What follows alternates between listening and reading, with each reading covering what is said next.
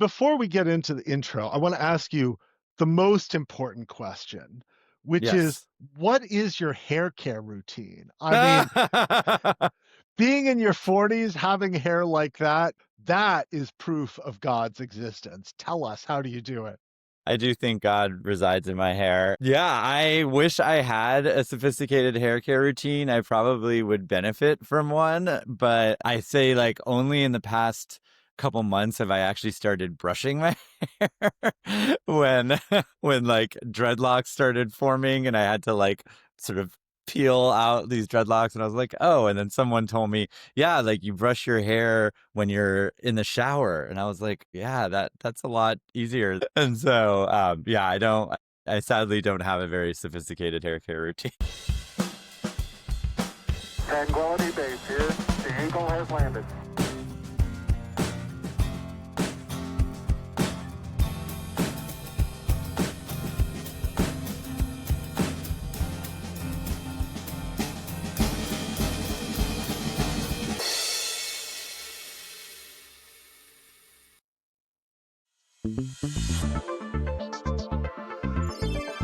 Welcome back to Technically Friends, the only podcast where Silicon Valley meets actual feelings. And responsible innovation means thinking before we build the robot overlords. I'm Timothy Reuter, joined by my co-host Harrison Wolf, and we're really excited about today's conversation. As always, we wanted to find a way to highlight the amazing people we've met throughout our careers. Today's guest is a person who dances between the spiritual and the technological. He was the first ever director of responsible innovation at Meta, where he told Facebook, Instagram, and WhatsApp to maybe, just maybe, not break society this week. He's advised TikTok, Google, Airbnb, and Pixar, which means he's helped everyone from teenagers dancing on the internet to sentient toys in existential crisis. He previously served on the executive committee of the World Economic Forum, where he launched the Centers for the Fourth Industrial Revolution in 13 countries, working with governments, companies, and stakeholders from around the world to accelerate the adoption of new technologies in the global public interest. Most importantly, this is where the three of us got to know each other. Prior to that, he was at the U.S. State Department as their first ever ambassador to Silicon Valley. We work with the technology and innovation sectors on tackling global challenges and planning for the international impacts of emerging technology. Zvika is now rabbi of Chochmat Halev, a progressive spiritual community in Berkeley, California, for embodied prayer, heart-centered connections, and mystical experiences. So buckle up, breathe deeply, and prepare to have your chakras aligned and your algorithms questioned, because today we're going to be talking about AI, God, violence, Judaism, and much, much more with Zvika Krieger. Zvika, welcome to the show. It's so good to be here with you guys. So to kick things off, I want to start with going pretty far back in your life, which is when you were at yeshiva. How did studying Aramaic and Talmudic law prepare you for looking at the ethical implications of technology at places like Meta? It's a really good question, and maybe there's like a few different ways that I can answer that question, perhaps in some surprising and unsurprising ways. For those of our listeners who don't know what a yeshiva is or what Talmud is, Sorry. Thank you. yeah. Thank you, So Zvika. yeshiva is like a Jewish house of study. And you know, or you could sort of call it like a seminary, a religious school.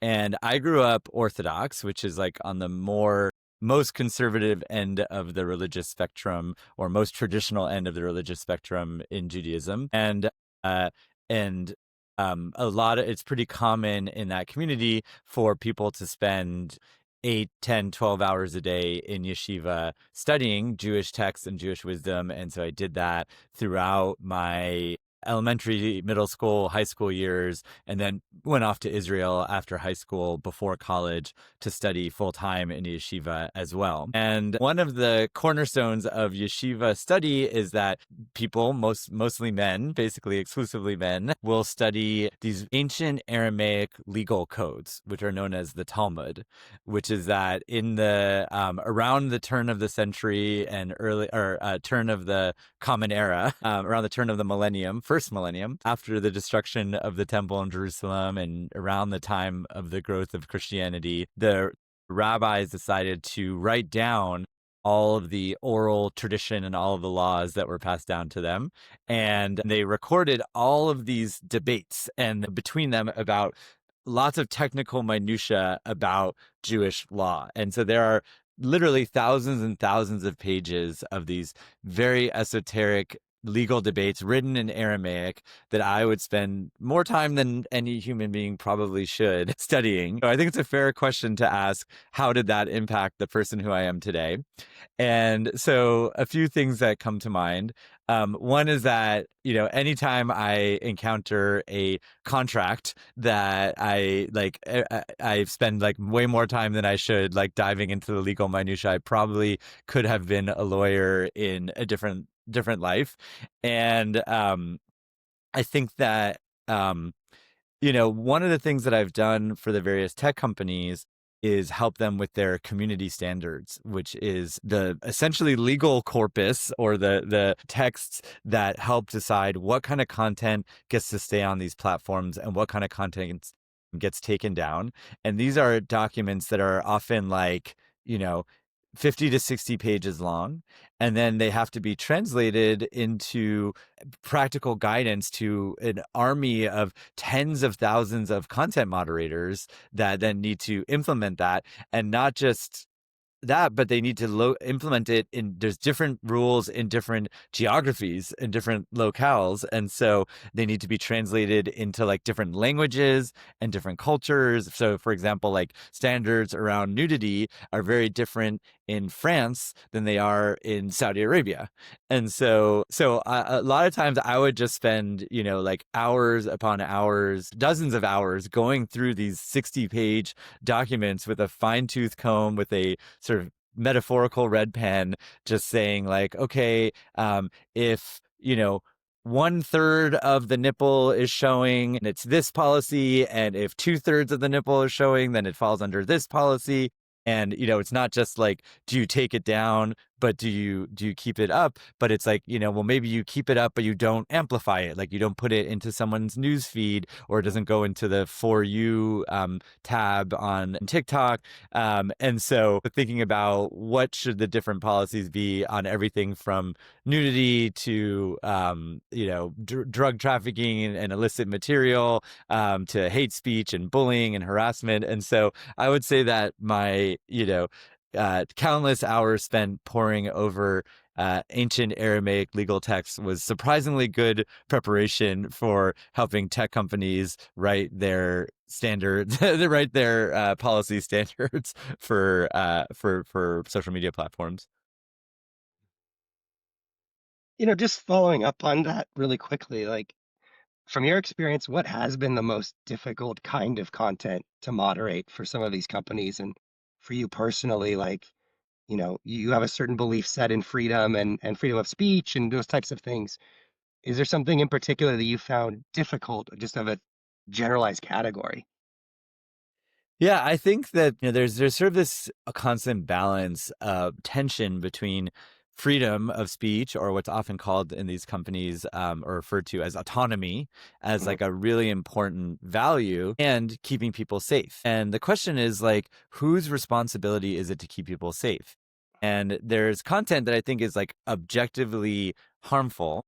And the question is like, if these are consenting adults who are opting in to using this content, like, is it really the company's responsibility to take down content that is harmful, but like grownups can opt into doing harmful things? Like grownups can drink alcohol, even though alcohol is, absolutely proven to take people's lives and to create other sorts of health issues. Adults can smoke cigarettes willingly. They're literally putting poison into their bodies, and like you're allowed to do that as a grown up in America. And so, there's a separate question obviously about children using these platforms, and technically some of these platforms you can be on there when you're 16 or even as young as 13. And so there's a question But even when it comes to children, there's this question of, is it the platform's responsibility to protect children on the platform, or is it the parents' Mm. responsibility to protect children on the platform? And we can go down, a whole conversation about that, because a lot of what I did in these companies is youth safety and youth mental health. But I think that that's kind of like conceptually the challenge of someone like me and the many others like me in these companies who are writing these policies, where it's like, okay, this content is harmful, but like, should people be able to access harmful content? And there is this sort of aphorism in the industry of freedom of speech is not the same thing as freedom of reach, right? Mm. In the sense that, like, you should be allowed to say what you want, but you're not entitled to have everything that you say or everything that you post be amplified. And I think there's also a sense of giving people, if you are going to give people, like, give the possibility of people being exposed to harmful content, you also have to empower them with the tools to decide that we don't want to be exposed to that content. And so there's a lot of work being done around creating like dashboards and filters and tools that people can use to curate their own experience. But obviously that often comes in conflict with the business models or optimizing for engagement that drives a lot of the algorithms in these companies. Yeah, so we're going to come back to sort of ethics and technology, but a lot of what we talk about on this podcast is, careers and what you've learned from the various choices you've made. So, you know, you've now are in the role that everyone would have assumed you would have been in probably about 20 years ago. But, how did you end up going from yeshiva, i.e. Jewish seminary, to not rabbi? And what were tell us a little bit about those first few roles out of religious education. And what was that like doing things in a secular context, having lived in an almost entirely religious context? Yeah, I think that it's a great question, and it's always like a nice invitation to reflect on these things that I don't get to reflect on that often. I would say that in some ways, this might be surprising to people who don't grow up in the Orthodox world, or at least the corner of the Orthodox world that I grew up in. But in some ways, I got the message as a child that, like, being a rabbi or being a Jewish professional was actually not a very prestigious job, right? Hmm. Like, there was a sense that, like, you become a rabbi if you can't do anything else, right? Like, it's like, if you can't pass the LSATs, or if you don't get a good score on your essay, all right, fine, like, go become a rabbi. And I I don't didn't know know that. if everybody got that message, and maybe there was just something unique about the milieu that I grew up in, but like, definitely there was this sense. I think like what really shifted my trajectory is I uh I ended up going to Yale as an undergrad, which was like a very huge culture shock for me, coming from this like cloistered Orthodox experience. And I grew up in LA on the West Coast, and even just like being totally removed from like that Northeast prep school kind of elite WASPy cultural environment.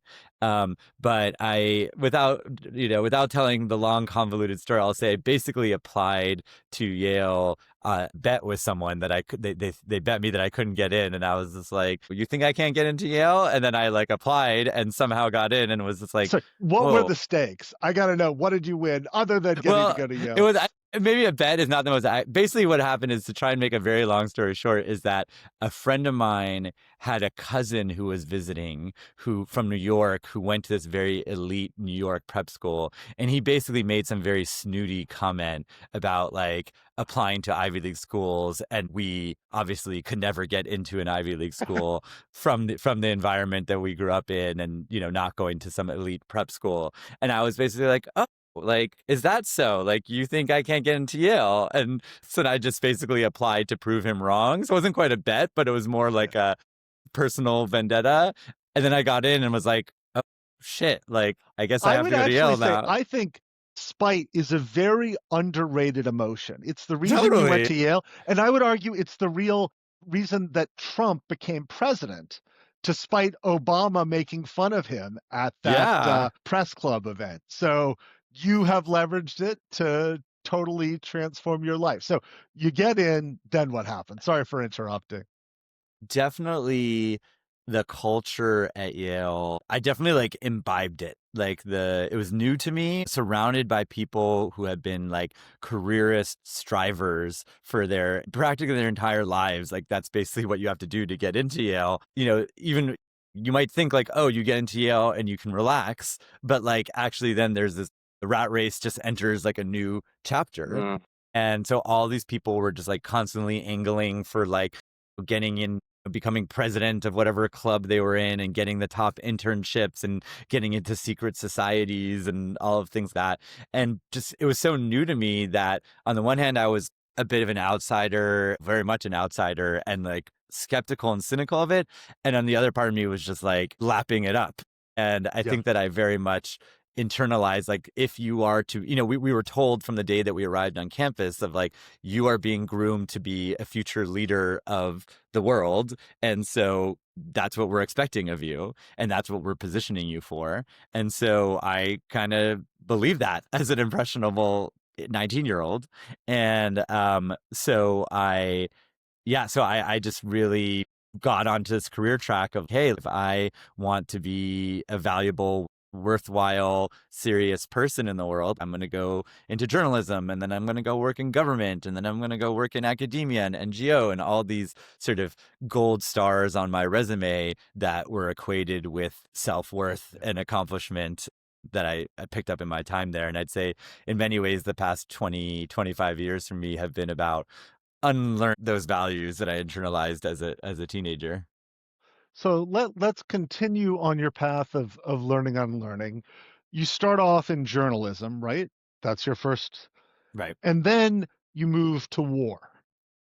Yes. Well, I was a little bit in war in journalism too, Right. because I spent 2 years as a Middle East correspondent for Newsweek. And so I lived in Egypt and Lebanon, and I spent time in Iraq during the Iraq War and in Syria. So yeah, so I got a little bit of war there. And then after a couple of years of that, I just got totally burnt out from like living out of my suitcase, covering 12 different countries, smoking 2 packs of cigarettes a day, and was like, okay, I need to move back to America, and I want to sleep in my own bed. And I moved to DC, worked for a number of other publications in Washington. I worked at the New Republic, I worked at the Atlantic, and then I had the opportunity to join the Defense Department. And I was reached out to by somebody who worked in the White House, like, what do they call it again? The Office of Political PPO. What does that stand for? Political, I forget, but the office that places political appointees in government positions. Mm. And they were looking for somebody to be a speechwriter for Ash Carter, who was then the Deputy Secretary of Defense, and he eventually became the Secretary of Defense. And specifically, they wanted someone who, he was actually at that time angling to become the Secretary of Defense, or position himself to become the Secretary of Defense. And so they wanted someone who could help him sort of elevate his profile beyond the, the sort of wonky Pentagon management stuff that he'd been working on. And initially I was just like, I don't want to work in the Pentagon. Like, that's, the War Department. Now it technically is the War Department. But I was like, you know what? Like, this is like so far outside my world. And growing up in the Orthodox Jewish world, I did not have a single friend who joined the U.S. military. I had a number of friends who joined the Israeli military, but nobody. And so I didn't really know anything about the culture other than like the time I had spent in Iraq and places like that. And I was like, generally when I make career decisions, I'm really optimizing for learning. Like, I just kind of have a voracious curiosity. I get bored very quickly. And so I really want, like, I try to make my next job as different as possible from my previous job, but like, it's so that I can learn as much, but as different as possible, still within the realm of feasibility, right? Where so like, I kind of like to say that like every job is like a 50% turn, where there's like 50% overlap that I'm qualified to do and 50% that I'm totally unqualified to do, but that like first 50% is what gets me in the door. And so it was just like, and it was ended up being true. Like, it was just like a totally fascinating cultural experience for me to be surrounded by people from a totally different background, working on issues that were completely new to me. And I really, at the time, actually thought, okay, I'm going to spend a year working in the government, and then I'm going to go back to working in journalism because that's what I wanted to do. And I ended up staying in government for a couple years because it ended up being so fascinating. And I think also because I was so not attached to working in government, that Mhm. I didn't really like follow the usual ladder climbing rules. I'm just going to insert myself in as many places as possible and try to do the most interesting stuff in the short time that I'm going to be here. And then, of course, I think there's a lot of emperors not wearing any clothes in the government where there are all these rules about what you can and can't do. And oh, by the way, if you don't follow those rules, you actually get to do really cool things, and you can actually ascend the ladder more than you would if you were following the usual ladder climbing rules. Yeah, I mean, in some ways, for the audience to know, Zvika was my former boss and was sort of in charge of Harrison and I. And I think that's one of the reasons why we got along very well, is that an acknowledgement that, like, people tell you these are the rules, but you don't have to believe them. And when you stop believing them and follow what, you authentically think is the right thing to do, not just going off like stealing everything, you can really accomplish amazing things and have great experiences that you can be proud of. Um, Harrison, I don't know if you want to go into the question or if I should Oh, continue. no, no, I was just reflecting on what you said, Zvika, about sort of one of the benefits was not having attachments to this idea of this future career in government that allowed you to flourish. And it really reminded me of sort of that Buddhist approach of like having no attachments in particular is the road to finding your true self and like what you actually want to accomplish and enjoy in life. So I was just reflecting upon that for a moment there. But I think we sort of got to the point where, you were part of the Center for the Fourth Industrial Revolution, actually helped found it, right? And I guess now, 10 years on, where does that sit for you in terms of the various impactful things you've done in your career? Do you see that as having the impact you thought it would? What did it go beyond that? Did it change? Like, how do you see that? Yeah, well, I mean, like, just, connecting the dots for the listeners, like, I worked at the Defense Department, and then I moved over to the State Department, and I was like, okay, this feels a little more aligned with my values, and then did various things at the State Department, but one of them was working in tech policy and helping the U.S. government think about emerging tech, and then moved out. They sent me out to California. And then to be our ambassador to Silicon Valley. And then when Trump got elected, I was okay, like screw that. I'm not working for the Trump administration. And so then I went to, I did taught at Stanford and did a couple other things, but then got recruited to work for the World Economic Forum. Frankly, like I was pretty skeptical when the recruiters had reached out to me because like I associate the World Economic Forum with, like Davos and like elitism and the 1% and like people who are like looking to like rub shoulders with fancy people, and it was just so not me and so not my vibe. But in my conversations, particularly with Klaus Schwab, who was the founder and sort of visionary, and I forget what his title was, executive chairman of the organization, there was this sense I was pretty upfront with them that I wanted to do the way that they had done things in Geneva was not going to translate into Silicon Valley, and that if they really wanted to create a Silicon Valley office, they had to be not just like hire people with tech expertise, but hire people who were culturally different and being open to things being done differently. For some crazy reason, decided to hire me. And so, implicitly and explicitly sort of signed off on that approach. And it was an incredible experience. I would say it's like one of the most powerful experiences in my career. When else do you get a $10 million budget, access to the Rolodex of the most powerful people in the world, the CEOs and heads of state, and this beautiful campus in the Presidio and an entire infrastructure. And then sort of this blank canvas is like, all right, like I remember like I sat down on day one and they're like, okay, like write the theory of change, and like write the sort of methodology of like what this center is going to do. And for many years working in government and teaching at Stanford, like I had done a lot of work on design thinking and human-centered design and how to apply that to policymaking. And then all of a sudden to have this laboratory where we could actually put that into action with governments, with companies, NGOs, civil society, and to be able to build like the most incredible team to do that. That was a dream job. Like, where does somebody get to do that? Up until that point, I had really only managed teams of like 5 to 7 people. And then all of a sudden being able to manage an organization that went from like 10 people to 30 people to 50 people to 70 people to 100 people to having offices in 13 different countries. Like that was a really cool leadership incubator for me, and learning how to do that work. And as you both observed, constantly being a little bit behind the curve and having to up level at every point and be like, okay, now that we're 30 people, I have to manage differently. And I've never hired that many people in my life, and so a lot of my work was building the team. And I'm obviously not the first person to say that when you're starting an organization, all you really need to do is hire the right people and then get out of the way.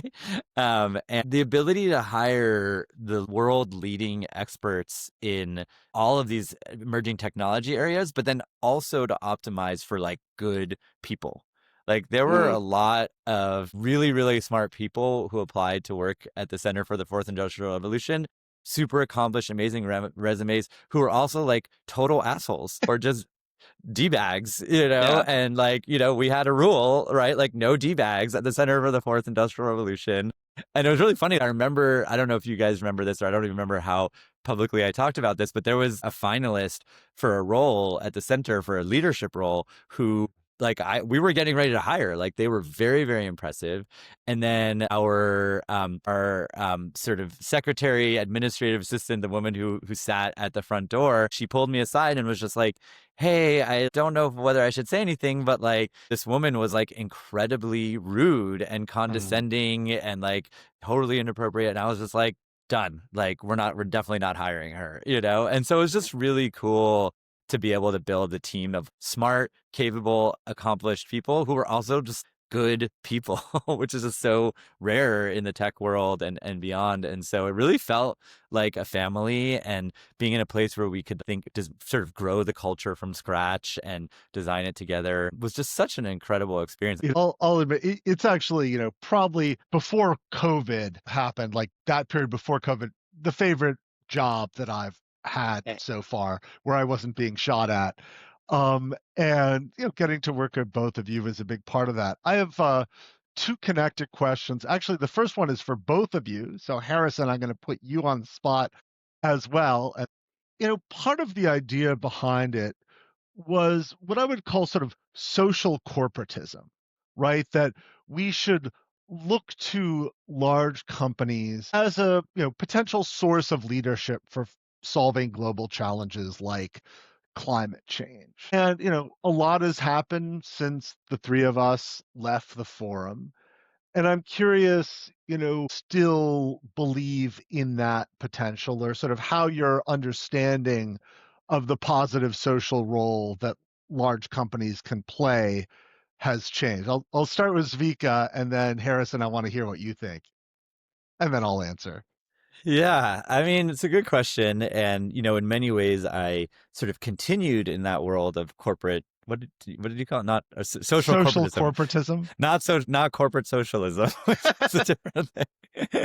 Though you may have some familiarity with that being in New York, near New York these days. I think that it's not a question of whether companies can or should. To me, it's a question of like, they must, in the sense that like companies have an outsized influence on the world. And I think particularly in the tech sphere, these companies are more powerful than most governments, and arguably more powerful than all governments. And most/all governments have essentially abdicated their responsibility to regulate or rein in these companies, right? I mean, like we haven't seen meaningful technology regulation really basically ever, or definitely it's not since the 90s in this country. We were starting to see some really interesting things happening at the state level, and then the Trump administration comes out with an executive order that says, oh, no, actually, we can't regulate tech you're not allowed to regulate tech at the state level, right? So it's which is quite unpopular. I mean, it's totally, interesting, right? That not good politics, but it's just funny that Republicans who are all about federalism and leave it to the states are just like, oh, actually, we don't care about that anymore. And so I think that like at the end of the day, if government is not going to come in and restrain these tech companies, like they have to do it themselves. Now, I don't think that government should give up doing this, or that we should give up our pressure on government or our expectation that government will do this. Like government absolutely does need to. And there are some bright spots in terms of attorneys general, Hmm. in the 50 states that are suing Meta and TikTok and some other companies now around youth mental health. Like that actually feels potentially really impactful in the way that any legislation or regulation is not forthcoming on these things. And so I think that companies absolutely must rein in their own excesses and think about the impact of their technologies. Now, the question is, can they be trusted to do so is a more complicated question, but whether they can be trusted to or not, like no one else is doing it. My experience working in a number of social media companies on social corporatism, for lack of a better word, is that there is a business case for it, right? You can't think of it as like, oh, be a good corporate citizen. You can't think about it. You have to think about how does this actually tie to your bottom line? And Hmm. there's, I think, a number of ways that I found effective ways to advocate for that. But I think if it's all about just kind of like appealing to the better angels of the people who are in positions of power, that's not going to lead to any meaningful oversight or curbing of these excesses. Yeah. How about you, Yeah. Harrison? What do you think? No, I mean, I agree quite a lot with what you were saying. I think where I've been most challenged in the way I've sort of seen my like role when I was at the forum and engaged in this world, but then also today is in the way that sort of the make your mark economy or like the short-term thinking has often driven decision making now in like global aid, right? For example. And so you have individuals who take over leadership roles who are close with corporations that are willing to make large donations or willing to invest and support meaningful projects. But as soon as that sort of shiny object isn't shiny anymore, right? Delivery drones for aid or, AI in application for urban planning, things like that. As soon as it becomes sort of not the cool thing anymore, you see a lot less attention to it and that those vast amounts of money go elsewhere or aren't used in effective ways. And so perhaps in drones, instead of a drone logistic network that was proposed and could be implemented and evolve and make meaningful difference in Tanzania, that money leaves. And instead of having roads and bridges that could have been developed and still would be there, the technology innovation evaporates and those people are left actually in the same or worse conditions because they can no longer depend on that 10-year plan. And so I think sometimes, I guess what I'm saying is short term economics, I think, are starting to corrupt international projects in a way that sort of mirrors the corporate turnover that I've seen that I think is disillusioning to me personally. But I guess that's the only thing I would add to what you said, because I think you said it Yeah. much better than I would have. I'll be short and just say I do think corporations have incredible power and influence, so it is good to try and organize and influence them. Just we shouldn't expect them to have much courage, right? Hmm. When the broad culture aligns with sort of liberal progressive values, they will do things in alignment with that. And when the broad culture moves towards conservative, anti-immigrant protectionist sentiment, then they'll move along with that. So they're powerful entities, and occasionally you can have a leader with courage, but we have to shape them through the broader culture and through the politics.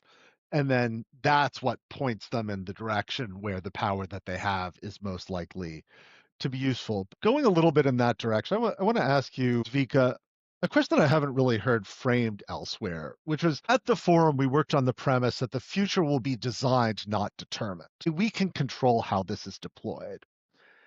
But given the vast amounts of capital needed to create AI in the way that we're thinking about, do you still believe that? Or does it have to come out in this hyper capitalistic way where, even the CEO of Anthropic, who I would take as the most safety minded of the major AI lab CEOs, is saying we have to take money from people in the Middle East who have values that we don't align with just because we need that much money to build all of this out. So, you know, how much are we still in control and how much are there sort of just economic requirements or competitive factors that mean that it's going to be deployed in a certain way? I would say it's the latter. Like, I think that people, at the end of the day, businesses actually have a legal responsibility to maximize profit for their shareholders, right? Hmm. And even if there wasn't that legal responsibility, there's the capitalistic momentum is just too strong. There are some AI companies that I think are thinking more or less about these things. But I think particularly when it comes to AI, there's just so much that we don't know. There's like very concrete harms that we're seeing, like helping people commit suicide, or encouraging people to murder people, or helping people sort of delve into psychosis. There's obviously like lots of misinformation on AI and bias in AI, but like there's also just these like really foundational questions about like how is AI going to be changing society and how we relate to one another. There's obviously like huge questions around job dislocation. I don't think anybody in these companies is thinking about these things. I think there's just short-termism of like AI is valuable. These virtual assistants or virtual, chatbots or whatever agentic AI or whatever you want to call it, like they are good, right? And making them as powerful as possible is good, right?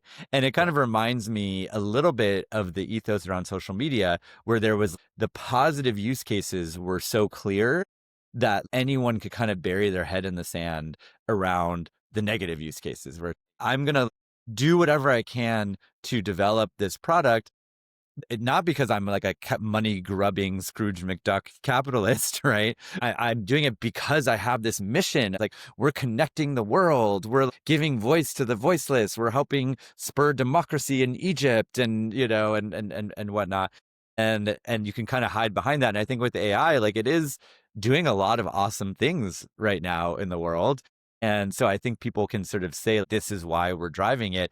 But I think it sort of really obscures the fact that it's really about money and profit.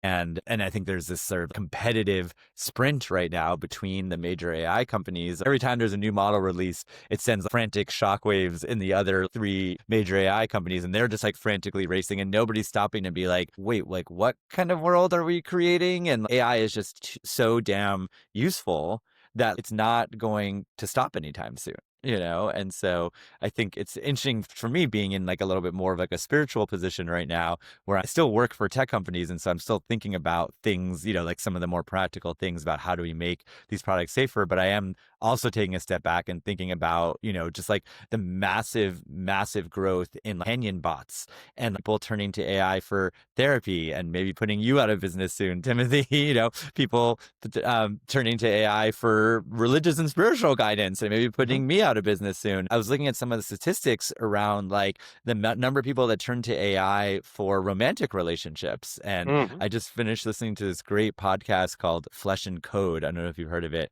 which is all about people who fall in love with chatbots, and they're not weird, crazy freaks. Like, they're just normal people, and being in love with a chatbot is just way easier than being in love with a human being.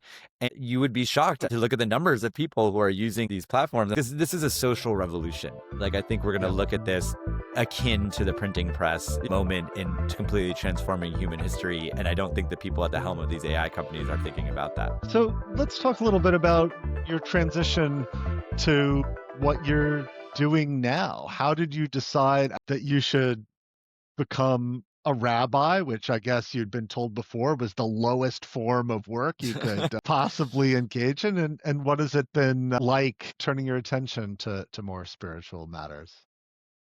Yeah, I mean, I think that I'd always been religious, spiritual, and, even though I kind of left the sort of cloistered shtetl confines of my little Orthodox bubble, I still, like, religion remained very important to me, and I was still, like, traditionally observant in many ways. And the challenge was that I found that even though the religion and the spirituality might have resonated with me, like culturally, I just felt very, very alienated. A lot of people in that world are very culturally conservative. And so I just wasn't really finding places out in the world where I could practice the kind of deep spiritual practice that I had grown up practicing and really valued, but then be surrounded with people who I actually liked or who sort of aligned with me on a cultural perspective, on a values perspective, and just socially. And so I ended up in my and 30s, like basically creating a lot of my own spiritual spaces. And because I grew up Orthodox, I had a lot, too much knowledge and education around how to do that. And so I felt very empowered to create my own spaces. And so whether it was like in my living room or in my backyard or out in the forest or wherever, I'm going to create like what I want doesn't exist. I don't really feel like I belong in any places that currently exist. And so I'm going to create my own place for myself. And like people are showing up and there are other people who want this too. And I think like the big shift for me is that about 10 years ago, I joined the leadership of the Jewish camp at Burning Man called Milk and Honey, where we would put on these massive Shabbat prayer services for like thousands of people. And it was, first of all, just so fun to plan those prayer services, which were these like cool fusion of deeply authentic, spiritual, like using traditional liturgy and melodies and rituals, and then weaving them in with sort of playfulness and whimsy. And you're at Burning Man and people are half naked and walking around in like tutus and bringing that kind of whimsy and playfulness and bringing in pop culture and embodiment and dance and fun and joy. And it was so fun to kind of use the knowledge that I had built through my childhood to kind of weave in that creative way. But then people would line up for hours after that prayer service and just be weeping to talk, to line up to talk to me and just be weeping, just saying like, this is the first spiritual experience I've ever had. This is the first Jewish experience I've had since my bar mitzvah, since being a kid. This is the first time that prayers have ever resonated with me.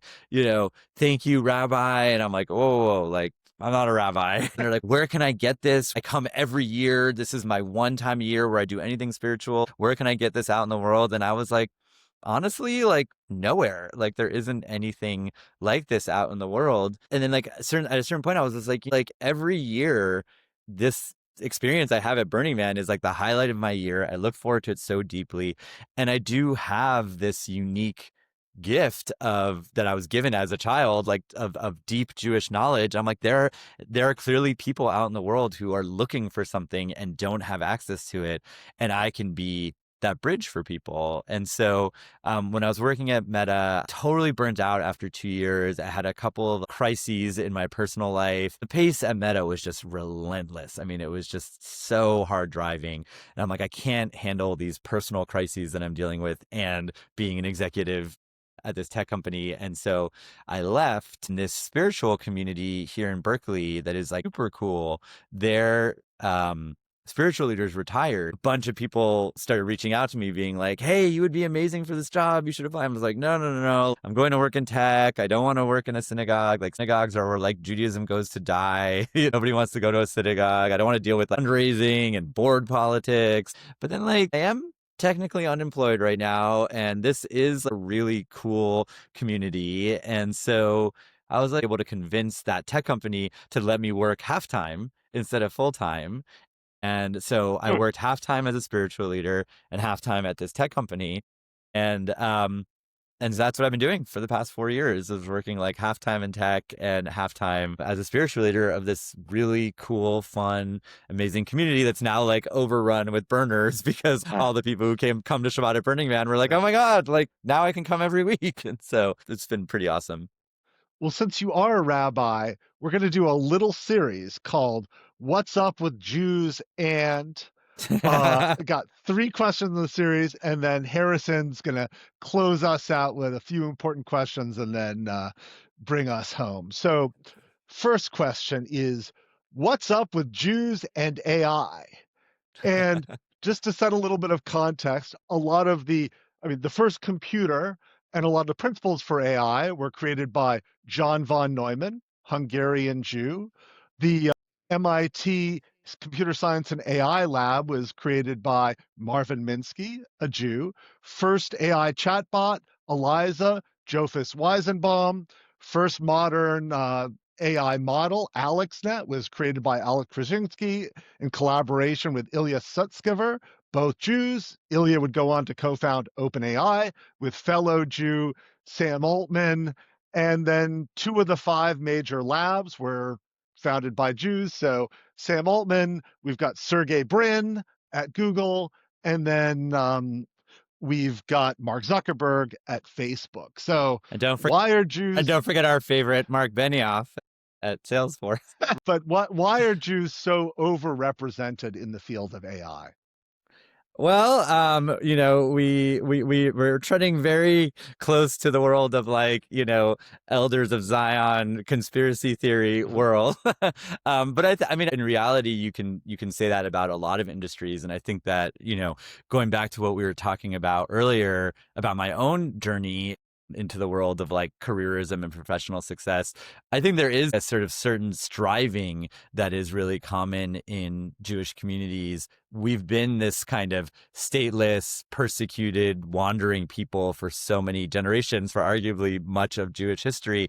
And there is this sense of we need to prove ourselves. And the way that we belong is by achieving professional success. The world of technology is just one arena where that manifests. If I'm wanting to, if we're wanting to get a little bit more like theological or spiritual, like I do think Jews have like a tendency of like wanting to question conventional wisdom. Like if you open up the Talmud, it's all about like arguing and trying to like push the contours of debate. And so I think that there is this sort of pugnaciousness, iconoclastic like ethos within Judaism that you actually see in a lot of those names of people that were just represented. And I will say that there was this very interesting interview between Tucker Carlson and Sam Altman a couple months ago, where Tucker Carlson, asked Sam Altman, like, "Do you think AI is God?" And Sam Altman said, "No." And then Tucker Carlson was like, "Well, do you believe in God?" And Sam Altman was like, "Yes." And he's like, "Well, what, like, what kind of God do you believe in?" He's like, "Well, Jewish. And so I believe in a Jewish version of God." And like Tucker Carlson is like very much trying to push like almost like a Christian conception of God. Like, "Well, do you believe in a God who does this? And do you believe in a God who does that?" And Sam Altman, I think to his credit, was basically like, "Yeah, like in Judaism, that's not really how we see God. And like God is more around like this infinite mystery and like this sort of like unknowingness of the secrets of the universe." And I think that there is a way in which that conception of God, which is, I think, I would say uniquely Jewish, but I think is sort of differs from maybe like more of a Christian conception of God, might impact the way that these leaders are thinking about these challenges around AI. So this is actually leads to my next question, which was, what is up with Jews and God? Because you gave a really interesting podcast interview about what is it like to believe in God. I listened to it with my son, actually. And the conception that you gave is that, in a sense, God is all that was, all that is, and all that will be. But I would say that's very different from the God that appears in the Torah, and that this isn't unique to you.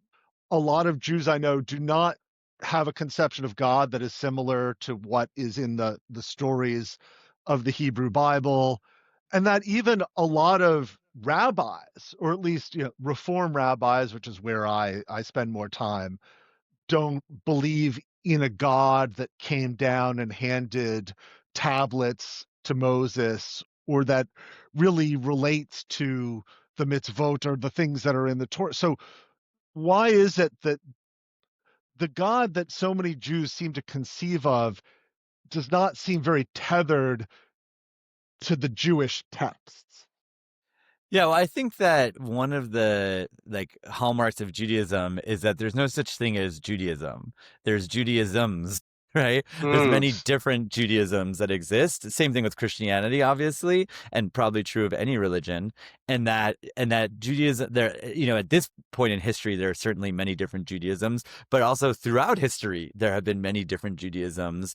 Some people have an agenda to try to demonstrate that actually Judaism has been one thing and coincidentally their thing throughout Jewish history.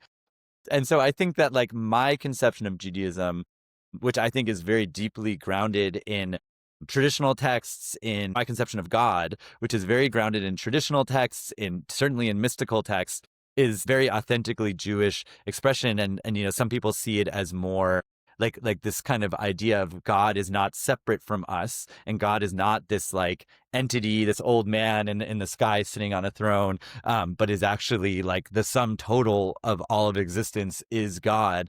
Some people might see that as like more like a Buddhist or Eastern conception, but it's actually like deeply resonant in Judaism for thousands of years.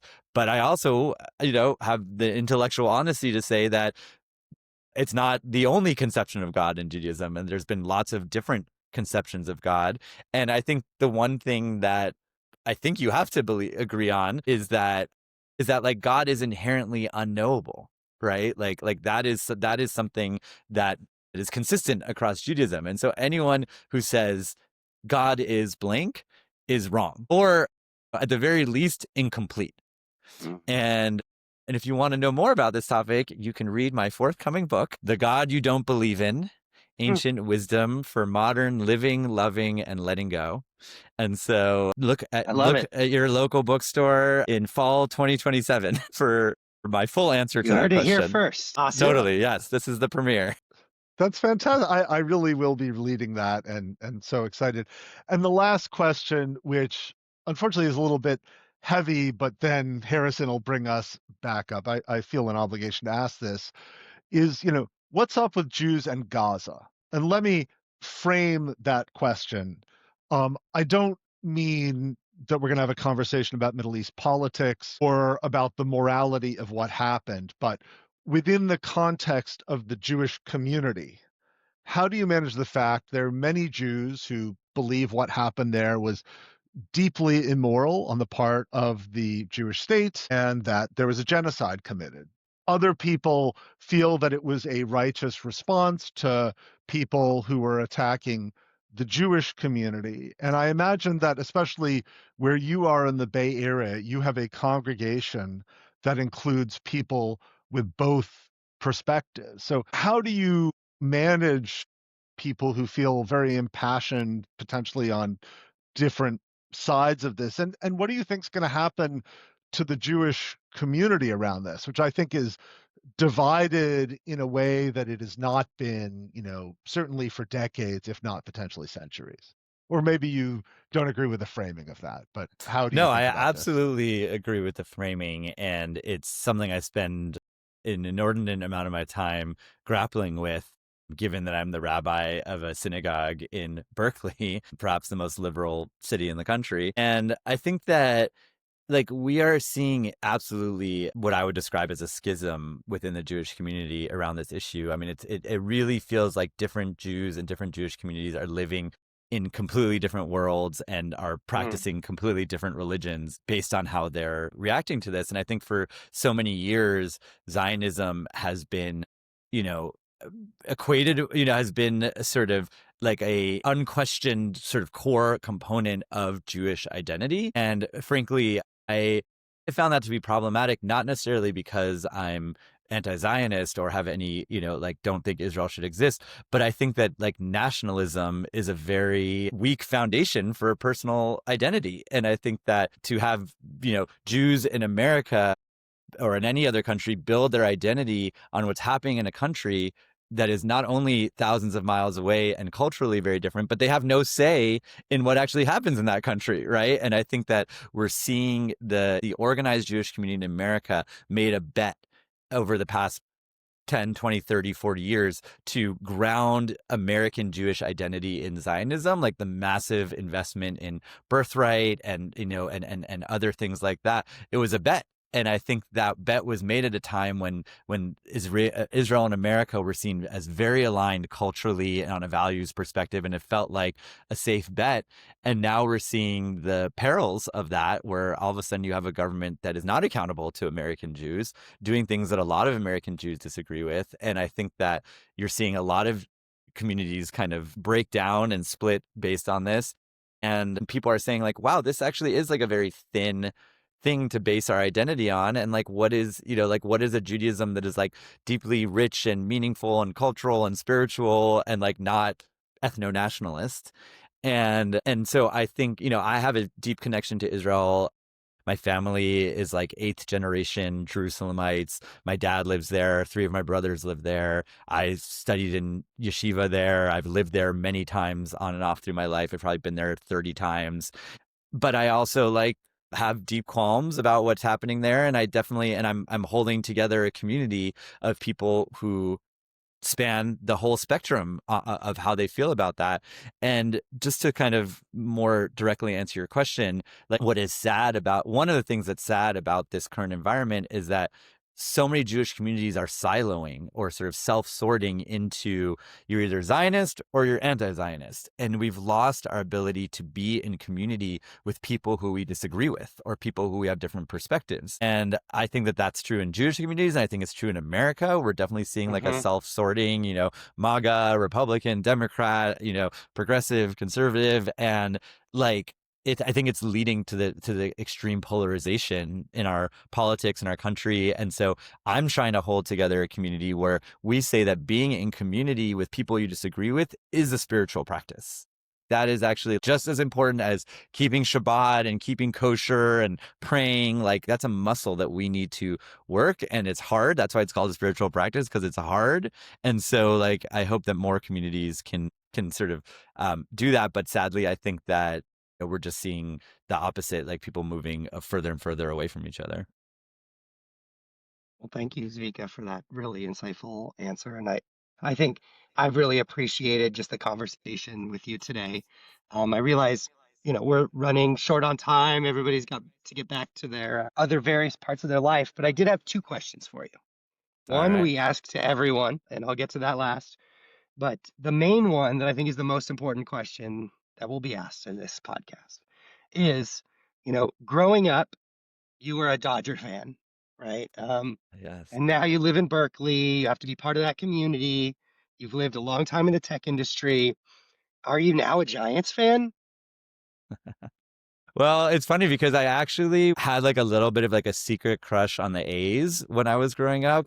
I was very into like, yeah, Ricky Henderson, I had his like little poster in my bedroom. But I have like a very complicated relationship to Bay Area sports because not only was I Dodgers fan growing up, but I was a Raiders fan growing up.